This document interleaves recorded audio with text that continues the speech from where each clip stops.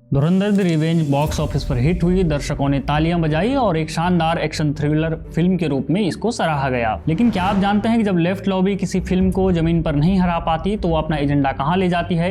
वो पहुंचती है सो कॉल्ड ज्ञानचंदों की दुकान यानी विकिपीडिया पर। इस वीडियो में बात करेंगे उस डिजिटल कॉन्स्पिरेसी की जिसमें एक ब्लॉकबस्टर फिल्म को प्रोपेगेंडा साबित करने के लिए विकिपीडिया के एडिटर्स ने एड़ी चोटी का जोर लगा दिया। और जानते हैं इनका सबसे बड़ा हथियार कौन है?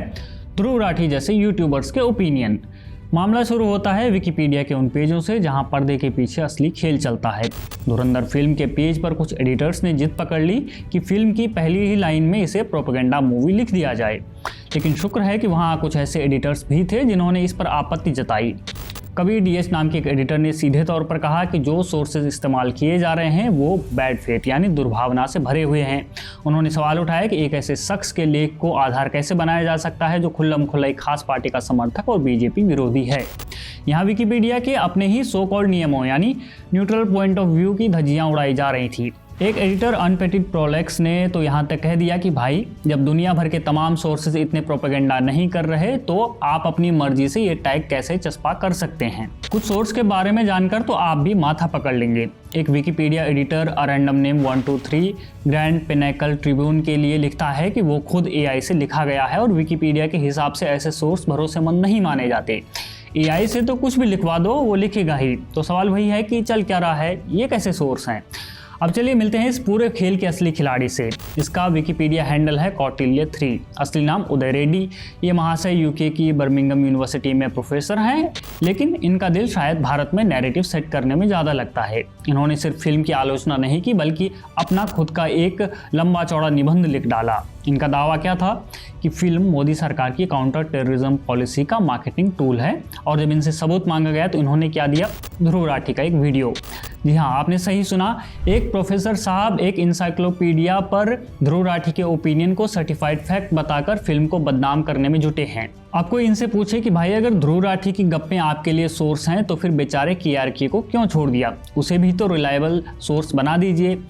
ये उदय रेड्डी साहब आखिर हैं कौन, ये जानना बहुत ज़रूरी है। ऑफ इंडिया की रिपोर्ट के मुताबिक साल 2024 में मणिपुर पुलिस ने इन प्रोफेसर साहब पर FIR दर्ज की थी।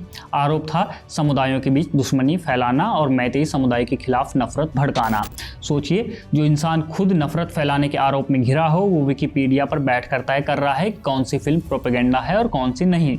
सवाल है कि क्या ऐसे बायस्ड लोगों के हाथों में हमें इन्फॉर्मेशन का कंट्रोल देना चाहिए और इन पर हमें क्यों भरोसा करना चाहिए? हालांकि ये पहली बार नहीं है। विकिपीडिया के को-फाउंडर लैरी सेंगर खुद कई बार ये कह चुके हैं कि विकिपीडिया न्यूट्रल नहीं रहा, इसमें स्पष्ट रूप से वामपंथी पूर्वाग्रह यानी लेफ्ट बायस घुस चुका है।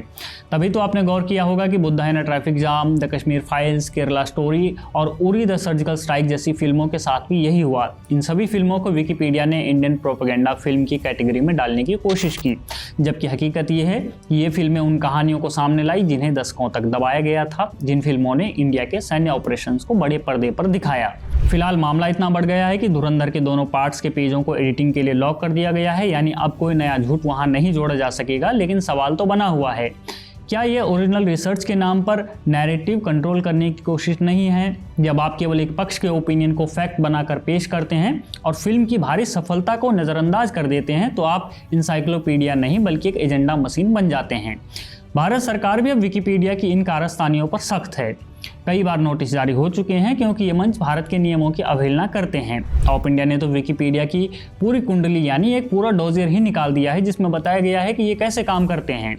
देखिए, फिल्म धुरंधर का मामला सिर्फ एक फिल्म की एंट्री का नहीं है, ये लड़ाई है उस नैरेटिव की जहां आपकी पसंद और नापसंद को कुछ चुनिंदा एडिटर्स कंट्रोल करना चाहते हैं। सच तो ये है कि फिल्म हिट है और प्रोपेगेंडा का लेबल चिपकाने वालों का खुद का ही प्रोपेगेंडा अब जनता के सामने एक्सपोज हो चुका है।